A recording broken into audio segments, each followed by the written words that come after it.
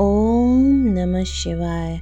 हर हर महादेव। श्री शिव महापुराण विद्वेश्वर संहिता 18वां अध्याय। बंधन और मोक्ष का विवेचन। शिव के भस्म धारण का रहस्य। ऋषि बोले, सर्वज्ञों में श्रेष्ठ सूत जी, बंधन और मोक्ष क्या है? कृपया हम पर कृपा कर हमें बतलाइए। सूत जी ने कहा, महर्षियों, मैं बंधन और मोक्ष के स्वरूप व उपाय का वर्णन तुम्हारे लिए कर रहा हूँ। पृथ्वी के 8 बंधनों के कारण ही आत्मा जीव की संज्ञा है, अर्थात बंधनों में बंधा हुआ जीव बद्ध कहलाता है और जो उन बंधनों से छूटा हुआ है उसे मुक्त कहते हैं। प्रकृति, बुद्धि, त्रिगुणात्मक अहंकार और 5 तंत्र मात्राएं आदि 8 तत्वों के समूह से देह की उत्पत्ति हुई है। देह से कर्म होता है और फिर कर्म से नूतन देह की उत्पत्ति होती है। शरीर को स्थूल, सूक्ष्म और कारण के भेद से जानना चाहिए। स्थूल शरीर व्यापार कराने वाला, सूक्ष्म शरीर इंद्रियां भोग प्रदान कराने वाला तथा शरीर को आनंदमय की अनुभूति कराने वाला होता है। कर्मों के द्वारा ही जीव पाप और पुण्य भोगता है। इन्हीं से सुख दुख की प्राप्ति होती है। अतः कर्म पाश में बंध कर जीव शुभाशुभ कर्मों द्वारा चक्र की भांति घुमाया जाता है। इससे छुटकारा पाने के लिए महाचक्र के कर्ता भगवान शिव की स्तुति और आराधना करनी चाहिए। शिव ही सर्वज्ञ हैं, परिपूर्ण और अनंत शक्तियों को धारण किए हैं, जो मन, वचन, कर्म और धन से बेरलिंग या भक्तजनों में शिव भावना करके उनकी पूजा करते हैं, उन पर शिव जी की कृपा अवश्य होती है। शिवलिंग में शिव की प्रतिमा ने शिव भक्तों में शिव की भावना करके उनकी प्रसन्नता के लिए पूजा करनी चाहिए।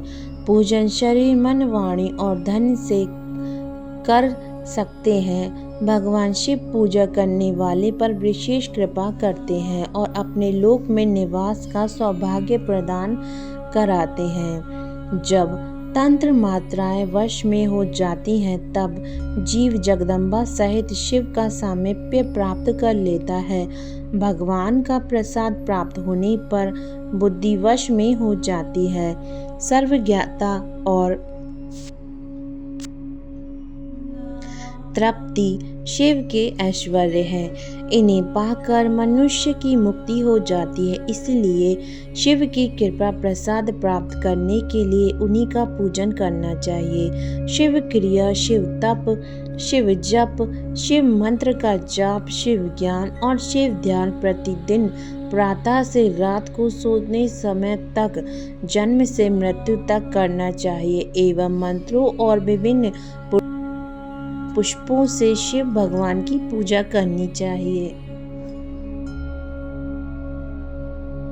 ऐसा करने से भगवान शिव का लोक प्राप्त होता है। ऋषि बोले, उत्तम व्रत का पालन करने वाले सूत जी, शिवलिंग की पूजा कैसे करनी चाहिए, कृपया हमें बतलाइए। सूत जी ने कहा, ब्राह्मणों, सभी कामनाओं को पूर्ण करने वाले शिवलिंग के स्वरूप का मैं तुम्हारे सामने वर्णन कर रहा हूँ। सूक्ष्म लिंग निष्काम होता है और स्थूल लिंग सकल। पंचाक्षर मंत्र को स्थूल लिंग कहते हैं और दोनों ही लिंग साक्षात मोक्ष देने वाले हैं। प्रकृति एवं पुरुष लिंग के रूपों के बारे में एकमात्र भगवान शिव ही हैं जो जानते हैं और इसे कोई नहीं जानता।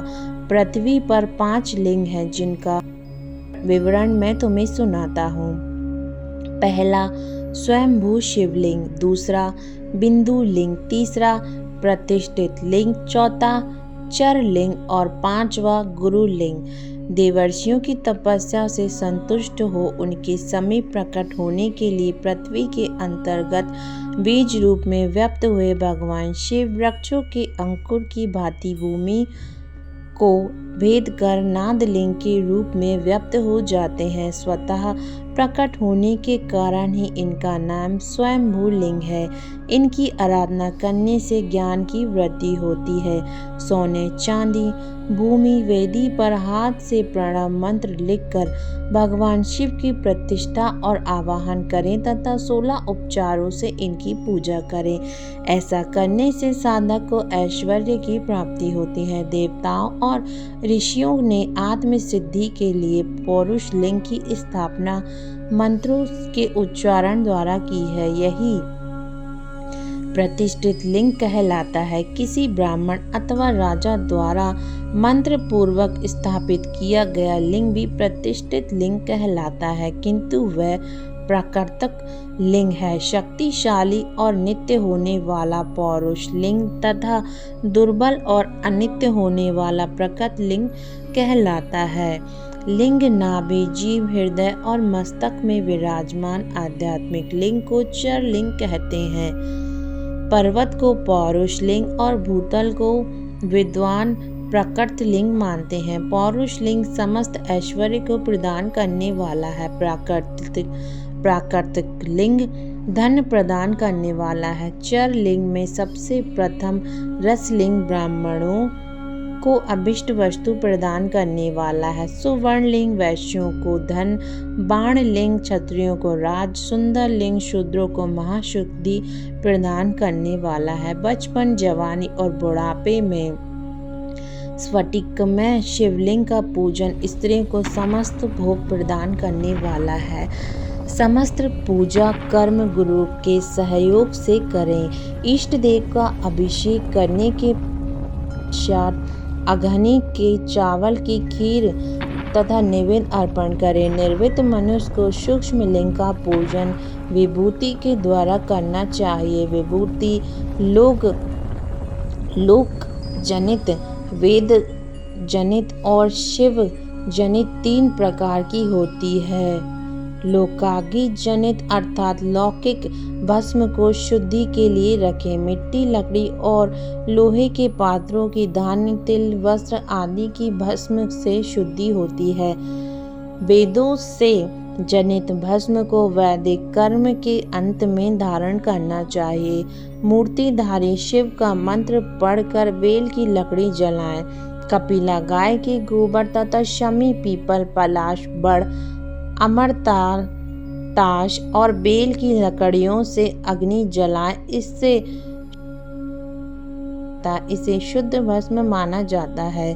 भगवान शिव ने अपने गले में विराजमान प्रपंच को जलाकर भस्म रूप से सार तत्व को ग्रहण किया है। उनके सारे अंग विभिन्न वस्तुओं के सार रूप हैं। भगवान शिव ने अपने माथे के तिलक में ब्रह्मा, विष्णु और रुद्र को सार तत्व को धारण किया है। सजल भस्म को धारण करके मनुष्य शिव जी की पूजा करने से सारा फल मिलता है।